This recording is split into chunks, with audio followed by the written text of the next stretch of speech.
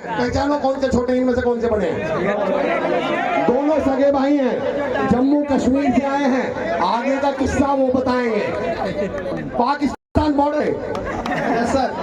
अच्छा सुनिए मुख्तार, मैं पूछ लूं, जम्मू कश्मीर से और भी कोई आएंगे? कोई साथी जम्मू कश्मीर वाले खड़े हो जाएं। सर पूछ से 3 दिन लगते हैं सर। इन्हीं बच्चों में हौसला है इतना। सिलेक्ट बहुत हुए हैं पर यहाँ तक कौन आए? मुख्तार और मुमताज, दोनों भाइयों के लिए जोरदार तालियां। बहुत बढ़िया सर। मेरा स्टेट है जो JNK है, तो उससे यहाँ पहुँचने के लिए वो उसमें एजुकेटेड भी इतना कम है जितना यूपी से वो दूर है। तो मेरा ये फर्स्ट अटेम्प्ट था GD के लिए, किसी भी जॉब के लिए। मगर मेरा जो ड्रीम था वो बिल्कुल फोर्सेस में बिल्कुल था। मेरा कुछ अलग था। मेरा ड्रीम था कि मैं मैथ में अपने आप को इतना ऊंचा ले जाऊं कि ऊंचाई हो जाऊं। तो मेरा ड्रीम था, मगर मैं उसी ड्रीम के पीछे रहा कि मैथ को मैं अपने अंदर ही ले जाऊं। बहुत मैथ में मैं अपना नाम ऊंचा करना चाहता था, लेकिन घर की मजबूरी इतनी थी, घर के इतने परिवार मेरा बिछड़ा हुआ था कि फिर आगे उस ड्रीम को कंटिन्यू नहीं कर सका। लेकिन वो है ड्रीम, अभी भी ड्रीम है मेरा। लेकिन मैंने सोचा कि मेरा भाई अगर ये ट्राई करता रहा था GD में, इसका तीसरा या चौथा अटेम्प्ट है ये।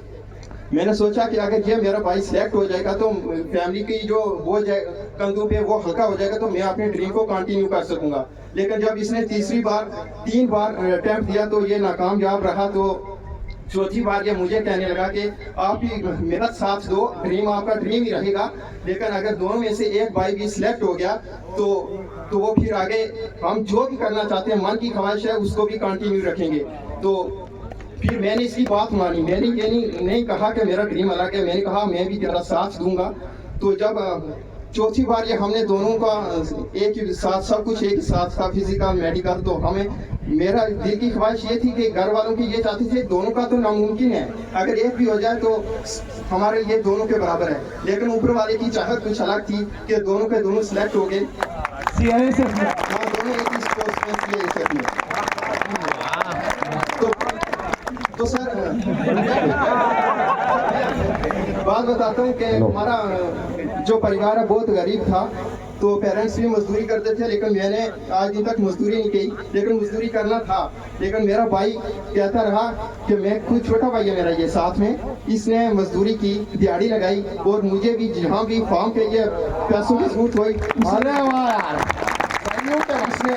इसने इतना महसूस नहीं होने दिया कि ये भाई है जाके पेरेंट्स की जगह ये मेरे लिए जो भी खर्चा है वो दे रहा है।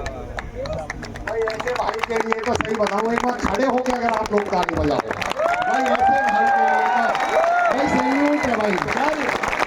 सर भैया, मतलब मैं हैरत में हूँ, ऐसे भी भाई हैं, कमाल। सबसे पहले तो RW पूरे परिवार का धन्यवाद, क्योंकि मैंने अपने भाई को RW के बारे में सबसे पहले मैंने अपने भाई को बताया था।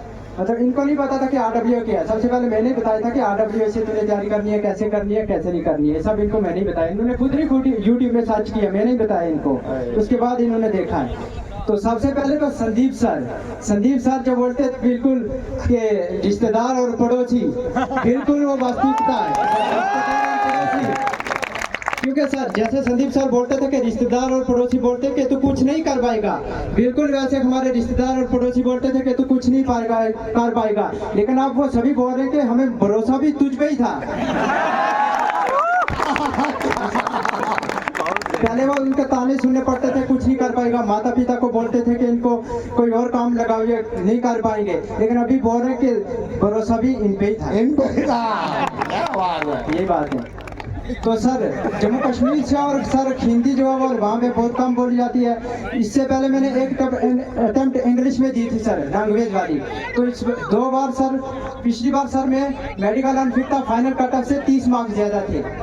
तो पिछली बार भी हमने सर हिंदी दिया था, इस बार भी हिंदी। पहले भी हिंदी बिल्कुल नहीं हमें आती थी, लेकिन पिछली बार ये अटेम्प्ट था जो इसमें अंकित भाटी सर ने प्रैक्टिस सेट करवाए थे। तो उन्होंने बोला था अवतार सीरीज में, तो उन्होंने बोला था कि जिसको बिल्कुल हिंदी नहीं आती उसके भी 15+ हो जाएंगे। तो मैं हिंदी बिल्कुल नहीं आती थी तो 15+ करके आया हूँ। क्या बात है। तो अब संदीप सर और अंकित भाटी सर हमें कुछ बोलना चाहिए।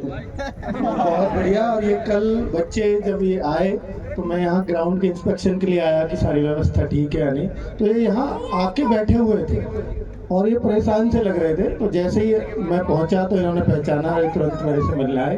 तो मैं इनको अपने साथ स्टूडियो ले गया, वहाँ रहना सहना इनके भोजन की व्यवस्था सब कराई। जम्मू कश्मीर की तो आपको हालात भी पता है सर, वहाँ पे क्राइसिस कब क्या हो जाए कुछ पता नहीं। वहाँ पर सर 6 महीने तक नेट भी नहीं चलता सर। पिछली बार जब आपका ये बैच चल रहा था तब 6 महीने वहाँ पे नेट ही बंद हो गया। ओहो, बहुत कठिन परिस्थिति बहुत है।